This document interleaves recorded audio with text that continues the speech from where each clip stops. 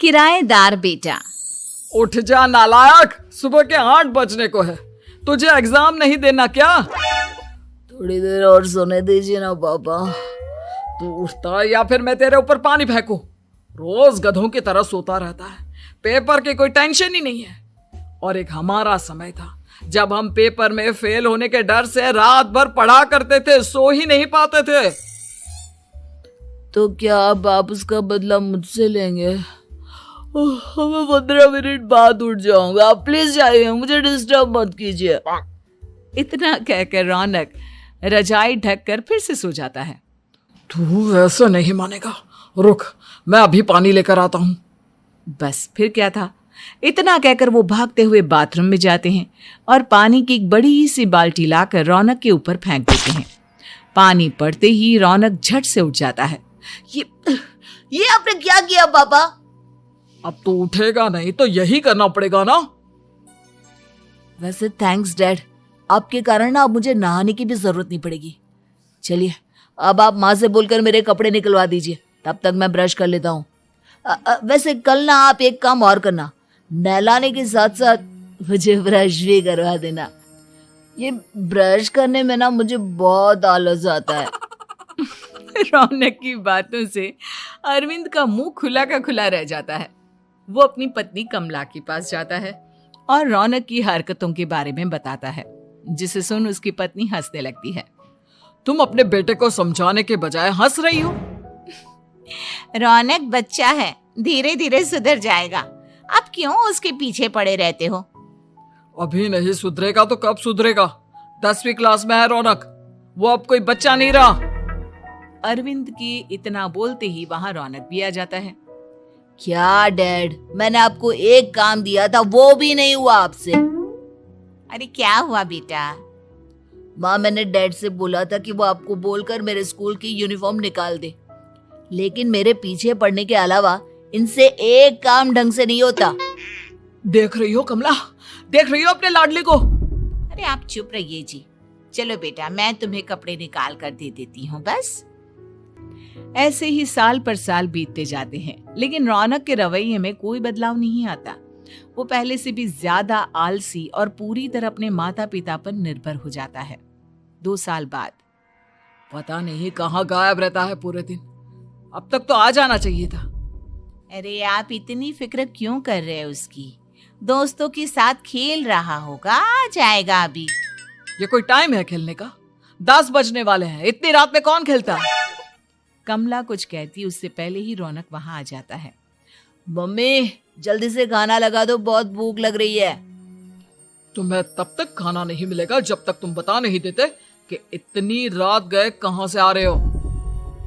O please dad, अब आप AC पे प्रद्युमन बनकर मेरे सर पर बंदूक लेकर मत बैठ जाना। अपनी फालतू की बकवास बंद कर और बता कहां से आ रहा है। माँ अब समझाइए ना डैड को। बता देना बेटा, इनको भी तसल्ली हो जाएगी। आप बोल रही हैं तो बता देता हूँ, मैं दोस्तों के साथ मूवी देखने गया था, इसलिए देर हो गई। तो इन सब चीजों में मेरे पैसे उड़ाता है। कभी 1 रुपया कमाने के बारे में सोचा है तूने? जब देखो हवा की तरह पैसे उड़ाता रहता है।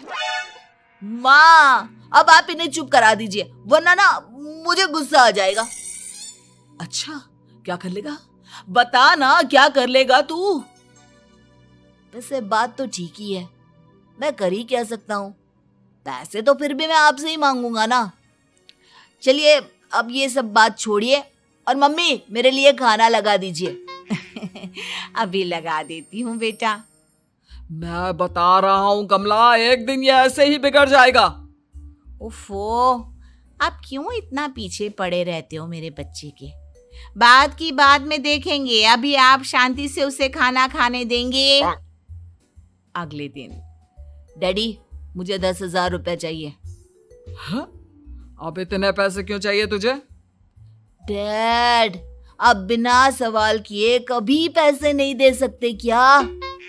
जब तक तू बताएगा नहीं तुझे पैसे भी नहीं मिलेंगे। अरे अब आप अपने बेटे को पैसे भी नहीं दे सकते? नालायक, तेरी उम्र के लोग नौकरी करते हैं और एक तू है जो नौकरी करने का नाम ही नहीं लेता कभी। आप लोगों के होते हुए भला मैं नौकरी क्यों करूं? अरे हम कब तक पैसे देंगे तुझे? तुझे भी तो अपने पैरों पर खड़ा होना होगा ना। कौन सा उधार के पैरों पर खड़ा हूं? अपने ही तो पैरों पर खड़ा हूं मैं। इसी तरह रौनक दिन प्रतिदिन लापरवाह होता जाता है।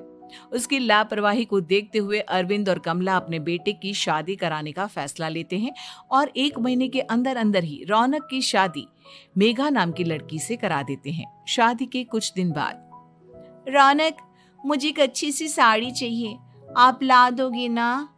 हाँ, क्यों नहीं। कितने तक की आती है साड़ी?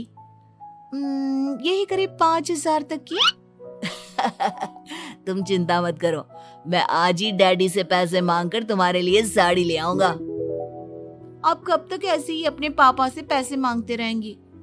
कोई अच्छी सी नौकरी क्यों नहीं कर लेते आप? अरे डैड के होते हुए मुझे नौकरी करने की जरूरत ही क्या है? पर आप ऐसे कब तक उनसे पैसे मांगते रहेंगे? कुछ आपको अपने दम पर भी तो करना होगा ना। अब तुम भी बाकी लोगों की तरह मुझे ज्ञान देना शुरू मत कर देना। साड़ी चाहिए ना तुम्हें, मिल जाएगी बस। इतना कहकर रौनक अपने पिता से पैसे मांगने चला जाता है। डैडी, मुझे 5,000 रुपया चाहिए। अब 5,000 क्यों चाहिए तुझे? वो मेघा को साड़ी चाहिए थी। अरविंद आगे बिना कुछ कहे चुपचाप उसे पैसे निकाल कर दे देता है। कुछ दिन बाद, तुम्हें नहीं लगता कमला, रौनक हम पर पहले से भी ज्यादा डिपेंड हो गया है? मुझे तो अब उसके भविष्य की चिंता होने लगी है। कल को हमें कुछ हो गया तो वो क्या करेगा? काश तुमने पहले ये सोच लिया होता तो आज हमारा बेटा इतना लापरवाह नहीं होता। तब मुझे कहाँ पता था कि मेरा लाड प्यार उसे इतना बिगाड़ देगा कि वो इस हद तक लापरवाह बन जाएगा। कोई बात नहीं, अभी भी देर नहीं हुई। मुझे पता है उसे कैसे सुधारा जा सकता है। कैसे? अरविंद कुछ कहता उससे पहले रौनक वहां आ जाता है और पैसों के लिए हाथ फैलाने लगता है। डैड, मैं और मेघा बाहर घूमने जाना चाहते हैं। अरे वाह, ये आज सूरज कहाँ से निकला है? Dad please. अच्छा चलो अब मुद्दे की बात करो। मुझे अब 25,000 चाहिए। अब तुम्हें 1 रुपया भी नहीं मिलने वाला। अगर तुम्हें पैसों की इतनी ही जरूरत है तो कोई ढंग की नौकरी कर लो। मम्मी, आप कुछ कहिए ना डैड को। बेटा, वो गलत क्या बोल रहे हैं? ये सब हम तेरे भले के लिए ही तो कर रहे हैं। मम्मा, मैंने बताया ना आपको, मुझे नहीं करनी कोई जॉब वॉब। तो ठीक है, निकल जाओ हमारे घर से। तुम्हारे जैसे लोगों के लिए मैंने ये घर खड़ा नहीं किया है। जितना ये घर आपका है ना, उतना ही मेरा भी है। मैं कहीं नहीं जाने वाला। जाना तो पड़ेगा ही तुझे, क्योंकि अब मैं तेरा कोई भी खर्चा नहीं उठाने वाला। ठीक है, मत उठाइए मेरा खर्चा, मैं अपने दम पर भी जी सकता हूँ। तो बेशर्मों की तरह अब तक यहाँ क्यों खड़ा है? अपना सामान ले और निकल जाए यहाँ से। रौनक पैर पटकते हुए वहां से चला जाता है। घर से निकालना जरूरी है क्या उसे? बिना पैसों के कौन रखेगा उसे किराए पर? अगर उसका भविष्य सुधारना है तो हमें अपने दिल पर पत्थर रखकर ये कदम उठाना ही होगा। दोनों बात कर रहे होते हैं कि रौनक अपनी पत्नी के साथ एक बड़ा सा बैग लेकर घर से निकल जाता है, लेकिन घर से बाहर उसे कोई भी मुफ्त में अपने घर किराए पर नहीं रखता। अंत में थक हार कर वो फिर से अपने घर चला जाता है। क्या हुआ?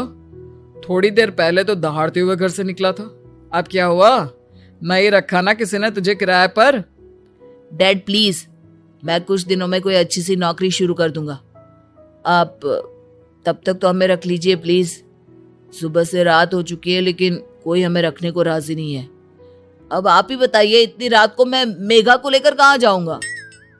ठीक है ठीक है, बहू की वजह से मैं तुझे घर पर रख रहा हूँ, लेकिन तू इस घर में एक बेटे की नहीं बल्कि एक किराएदार की हैसियत से रहेगा। 3 महीने हैं तेरे पास। इन 3 महीनों के अंदर अंदर मुझे तेरी पहली तनख्वाह हाथ में चाहिए, समझ गया? पक्का डैड, इन 3 महीनों के अंदर अंदर तो कोई बढ़िया सी नौकरी ढूंढ ही लूंगा मैं। ऐसे ही धीरे धीरे समय बीतने लगता है और अरविंद के दिए 3 महीनों में से 2 महीने बीत चुके होते हैं।